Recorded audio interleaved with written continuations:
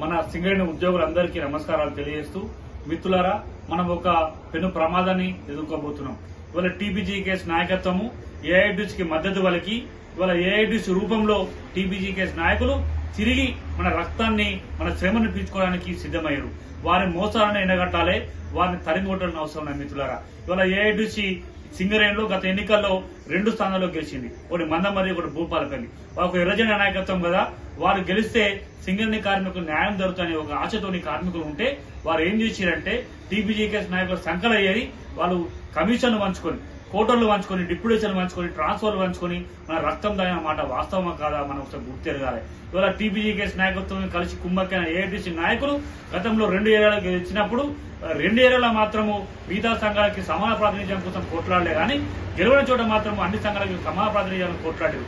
ఇది వాళ్ళ ద్వంద్వ నీతి, అది ద్వంద్వ బుద్ధి. గతంలో పనిచేసినటువంటి కమ్యూనిస్టు యోధులు సూరారం ప్రతాప్ రెడ్డి కావచ్చు, ముగ్ధు మొహిద్దీన్ కావచ్చు, కామ్రేడ్ విఠల్ కావచ్చు, కామ్రేడ్ కుమరయ్య కావచ్చు, కామ్రేడ్ అపహరణ కావచ్చు, ఇటువంటి నాయకులు ఎర్రజెండా నాయకులు. వీళ్ళంటే వారు కనుక బతికే ఉంటే ఇప్పుడు చేసే ఎర్రజెండా నాయకులు చేసే, ఏఐటీసీ నాయకులు చేసే ఆకృత్యాలు, టీబీజీకేఎస్ నాయకులతో కలిసి ఒక అపవిత్ర పొత్తులు పెట్టుకోవడం, అపవిత్ర కలయికను చూసి ఇవాళ వాళ్ళు నిజంగా చచ్చిపోయే అవకాశం ఉన్నది, నిజంగా వాళ్ళు చనిపోయే అవకాశం ఉన్నది. ఇప్పుడు వాళ్ళ ఆత్మని ఘోషిస్తున్నాయి. మిత్రులారా, ఇప్పటిగా మనం కళ్ళు తిరగక అవసరం ఉన్నది. సింగరేణిని కాపాడుకోవాలని కేవలం ఐఎన్టీసీతో సాధ్యమవుతుంది. మా పెద్దలు జయప్రసాద్ గారు, ఐఎన్టీసీ సెక్రటరీ జనరల్ జయప్రసాద్ గారు అధికారంలో ఉన్నా లేకపోయినా అనుక్షణం కార్మిక కోసం పరితపించే ఒక గొప్ప వ్యక్తి. వారి నాయకత్వంలో గతంలో మనం మొన్న చూసాం, లాభాల వాటా కావచ్చు, పిఎల్ఆర్ బోనస్ కావచ్చు, దసరా అడ్వాన్స్ కావచ్చు, గతంలో కరోనా కిట్లు, మందులు, వార్డులు, స్పెషల్ లీవ్లు కావచ్చు, మొన్న వార్డర్స్లకు ఇచ్చినటువంటి ఉద్యోగాలు కావచ్చు, 665 మంది ఆదివాసీ అభ్యర్థులకు ఇచ్చినటువంటి, అమాయక అభ్యర్థులకు ఇచ్చినటువంటి ఉద్యోగాలు కావచ్చు, ఈ రకంగా చెప్పుకుంటూ పోతే అనేక రకాలైన విజయాలను ఈ సంస్థలో ఐఎన్టీసీ సాధించింది. గతంలో గెలిచినప్పుడు కూడా మ్యాండేటింగ్ సిస్టమ్ తీసుకొచ్చింది, గ్రాట్యుటీ గ్రూప్ ఇన్సూరెన్స్ తీసుకొచ్చిన సంస్థ మరి సంఘం ఏముంటాయి, ఐఎన్టీసీ సంఘం. అటువంటి ఐఎన్టీసీని ఆదరించిన అవసరం ఉన్నది. ఇంకా రేవంత్ రెడ్డి గారి నాయకత్వంలో వారు ముఖ్యమంత్రి అయిన తర్వాత ఈ సంస్థను పటిష్టం చేయాలని ఒక లక్ష్యంతో వారు పనిచేస్తున్నారు. మేము హామీ ఇస్తున్నాం మిత్రులారా, ఎట్టి పరిస్థితుల్లో టీఆర్ఎస్ పార్టీ అధికారంలో ఉన్నప్పుడు ఏ రకంగా అయితే ఎమ్మెల్యేలు, ఎంపీలు, మంత్రులు రాజకీయ జోక్యం చేసుకుని మన సంస్థను అప్రతిష్ట పాలు చేసి ఇష్టం వచ్చినట్టు ఆడుకున్నారో అటువంటి సంఘటనలు జరగాలని మేము హామీ ఇస్తున్నాం. మా మంత్రులు, ఎమ్మెల్యేలు, ఎంపీలు ఎవ్వరు కూడా కాంగ్రెస్ పార్టీకి సంబంధించిన ఎవరు కూడా ఈ సంస్థలో రాజకీయ జోక్యం చేసుకోరు. కేవలం ఐఎన్టీసీ మాత్రమే రాజకీయ జోక్యం చేసుకుంటుంది. ఐఎన్టీసీతో అభివృద్ధి సాధ్యమైన విషయం మరోసారి తెలియజేస్తూ, మిత్రులారా, ఏఐటీసీ నాయకుల్లాగా డబ్బులకు అమ్ముడు నాయకత్వం మాది కాదు. కోటలని కమిషన్ల కోసము, డిప్యూటేషన్ ట్రాన్స్ఫర్ని అమ్ముకునే నాయకత్వం కాదు. మీ కార్మికుల పక్షాన ఉండి పోరాడే సంఘమైన ఐఎన్టీసీని గెలిపించండి. రేపు జరగబోయే డిసెంబర్ 20న జరిగే ఎన్నికల్లో మీ గడియారం గుర్తుపై ఓటేసి మన సంస్థను మనం కాపాడుకోవాలంటే ఖచ్చితంగా ఐఎన్టీసీ గెలిపించాలని కోరుతున్నాం.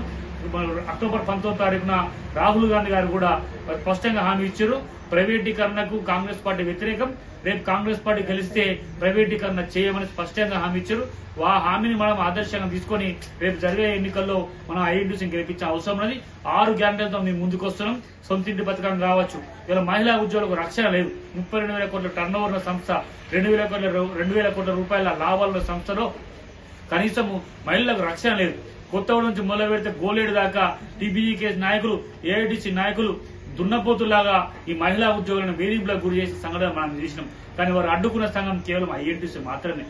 జనప్రసాద్ గారి నాయకత్వంలో ధర్నాలు చేసి అటువంటి దుర్మార్గాన్ని ట్రాన్స్ఫర్ చేయించిన చరిత్ర ఐఎన్టీసీకి ఉన్నది. ఇలా మహిళా ఉద్యోగులను కూడా మేము ప్రాధేయపడుతున్నాం. మీకోసం పాటుపడే సంఘం, మీ రక్షణ కోసం పాటుపడే సంఘమైన ఐఎన్టీసీని గెలిపించండి. పెరిక్స్ మీద ఇన్కమ్ ట్యాక్స్ రూపంలో మనం 1000 కోట్ల రూపాయలను కేంద్ర ప్రభుత్వానికి మనం ఇన్కమ్ ట్యాక్స్ కోసం చెల్లిస్తున్నాం. అక్కడ కోల్ ఇండియాలో మాత్రం పెక్స్ మీద ఇన్కమ్ ట్యాక్స్ కడితే వచ్చే ఇన్కమ్ ట్యాక్స్ రియంబర్స్మెంట్ చేస్తారు. సింగరేణిలో కూడా అధికారులకు రియంబర్స్మెంట్ చేస్తారు. కానీ కార్మికుల మీద చిన్న చూపు చూస్తూ కార్మికులకు రియంబర్స్మెంట్ చేస్తలేరు. ఇన్కమ్ ట్యాక్స్, పెక్స్ మీద ఇన్కమ్ ట్యాక్స్ రియంబర్స్మెంట్ చేసే బాధ్యత ఐఎన్టీసీ తీసుకుంటుంది. సొంతింటి కళ పథకం నిజంగా అంటే ఐఎన్టీసీతో అవుతుంది. అదేవిధంగా సూపర్ స్పెషల్ హాస్పిటల్ కావచ్చు, కొత్త గనులు కావచ్చు, నిరుద్యోగ యువతకు ఉద్యోగ అవకాశాలు కావచ్చు, ఇవన్నీ సాధ్యమా అంటే కేవలం ఐఎన్టీసీతో. కాబట్టి రేపు జరిగే ఎన్నికల్లో గడియారం గుర్తు మీద ఓటేద్దాం, ఐఎన్టీసీని గెలిపించుకుందాం, మన సంస్థను, మన సింగరేణిని మనం కాపాడుకుందాం.